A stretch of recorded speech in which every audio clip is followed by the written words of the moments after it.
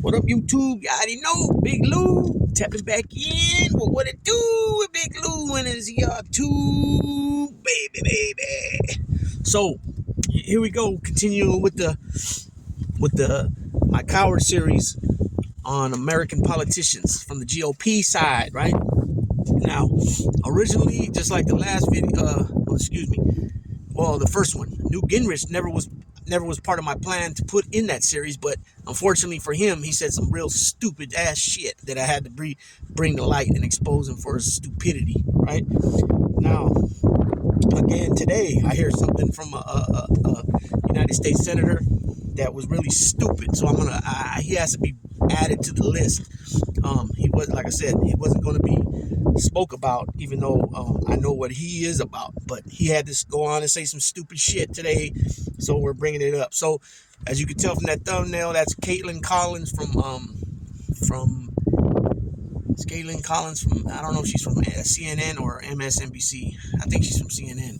I think I seen a clip of actually not a clip, a video, her interaction with him on another channel, and shouts out to Caitlin Collins, because recently she's been like really pushing back on ridiculous dumb answers. See, because usually when they have somebody on, you know, they ask them one question and they give them a dumb answer, a politician type answer, dance around it, right, pivot off it, and then they go to the next question. They don't even further investigate or further question why they just answered the way they answered. And a lot of that has to do with, I've said this before, a lot of this has to do with news channels and news programs are scheduled. They're an hour or whatever the show is, you know, they have so much time per segment for so much time per segment for each topic or whatnot, right? So usually, you know, like the news, 10 o'clock news, 10 to 11, boom, it's over, you know. So they have to make sure they manage everything right and correct to get it to fit in that whole hour long deal. But then they break it down in segments, right? Each time it goes to commercial. So most of the time they do not get no pushback to whoever's being interviewed because of that. But anyways, this dodo bird, J.D. Vance, right? Junior senator out of Ohio. Sherrod Brown is the senior senator, and he's up for re-election this year. He needs to be put back in. He needs to be re-elected for sure. So JD stands for James David, right? James David Vance, but he's born James Donald Bowman. So I don't know what the hell is going on there.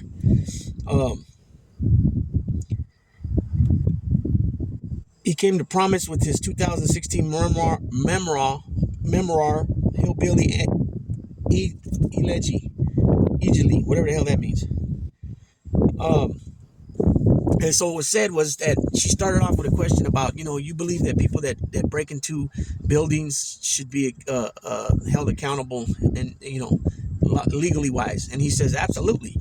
And then she says, well, then why did you raise money for some of the January 6th insurrectionists? And he said, oh, it's a double standard, And then, but first, and that's not even the worst part about it. The worst part about it is what he said, that why is everybody so infatuated with January 6th? And it's like, infatuated. I mean, people are still blown away that even happened to our United States Capitol. You know what I'm saying? And he later went on to say that why are people acting like that was the scariest day of their life? And it's like, what is this dummy talking about? Like, I don't know if he was there at the time. I'm not sure if he was there, because Rob Portman was the senator at one time. I don't think J.D. Vance was there yet. People were running. These people were literally running. Josh Hawley gave him a fist like that earlier, and then later on he's running like a coward, right? You had Congress people on their hands and knees hiding underneath desks. You know, some of them were ushered off to more safer environments. You know, to say that, why are people acting like this was the scariest day of their life? It's like, are you freaking serious? Like, not everybody served in the military that's in Congress or in the Senate. Not everybody came from a pretty rough neighborhood in New York or Texas or LA, you know, Los Angeles or Detroit or Chicago or Miami, you know what I'm saying? Or Gary, Indiana, or because Gary, Indiana can get rough too, right? There's some spots like Philly, not Philly, but Philly's rough too. But like York, Pennsylvania, supposedly that for per capita per size is very rough. They're very it gets real jiggy with it, for the size of it. Some of our congressmen and women and some of our senators have served in the military, so they know firsthand. Some of our congressmen and women, and I'm not sure about senators, but some for sure congressmen and women have been in law enforcement, as well as military. So they have been in different situations. I don't think even those situations they've been in where maybe it was an active shooter or anything like that, compared to January 6th, where you had hundreds and hundreds of people converging on the Capitol, breaking windows, going through doors, smashing doors open with bike rails and different or not bike rails, but rails. It might have been the bike, you change your bikes up to. I'm not sure, but they had long poles, all kinds of different things, homemade weapons. They had actual grenade. I think somebody got busted with grenades. They definitely had weapons on them. A police officer was killed. A lady was killed. People were killed. They're yelling, "Hang Mike Pence." That was the other thing he said. He said Caitlin Collins asked him, because he's supposedly on the short list for vice president, if that was concerning to him, because Trump did not have Pence and his family's best interest at concerned. He wasn't concerned for their best interest or their health or their livelihood, or not their livelihood, but their life itself. You know what I'm saying? And he says, "Oh, I doubt that Mike Pence." He said something like to the effect of, "I doubt that it was really that serious." It really was that serious. So they're yelling, "Hang Mike Pence." Trump's ordering them at the podium with the plastic screen in front, talking about, "Oh, Mike Pence does the right thing."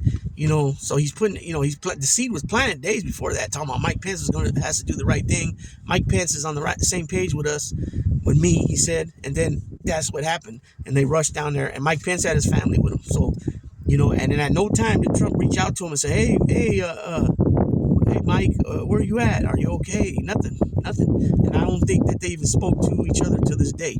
Now, why is it so shocking that Mike Pence is not going to vote for Trump? I mean, he could just be saying that, publicly, but really he does go vote for him, or he just telling the honest to God truth. You were the leader, and you led them coming down there and putting not only me and my family at harm's way by them yelling, "Hang Mike Pence, hang Mike Pence," but the whole body of the Congress, both chambers, you know what I'm saying? So for this dude to sit here and say, "Oh, I doubt that was the scariest day of their life." I mean, come on, dude, stop half-stepping, stop bull jiving people, man. You know what I'm saying? Stop faking the funk. You're not that dude, homie. You're not that dude. It's just this tough ass dude, because that's what you guys want to seem like you guys are. But most of you guys are just poo butts. I mean, your leader's a poo butt. Look at him whining every day, whining, because he can't be in control. At Mar-a-Lago, he's in control. At Trump Tower, he's in control. At Bedminster, he's in control of every movement by everybody, including the music that's played, everything. But in court, he can't do that.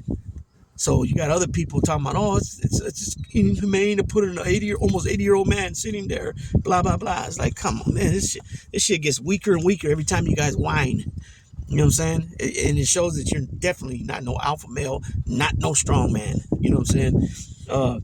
I know a lot of people ain't digging these type of videos that I'm making, but you know what? I feel that I just got to do it. So, I mean, I respect everybody's opinion, but at the end of the day, Big Lou gonna do what Big Lou do. You feel me? And it is what it is. Get down. Down. Yeah, so with that being said, Big Lou's tapping out.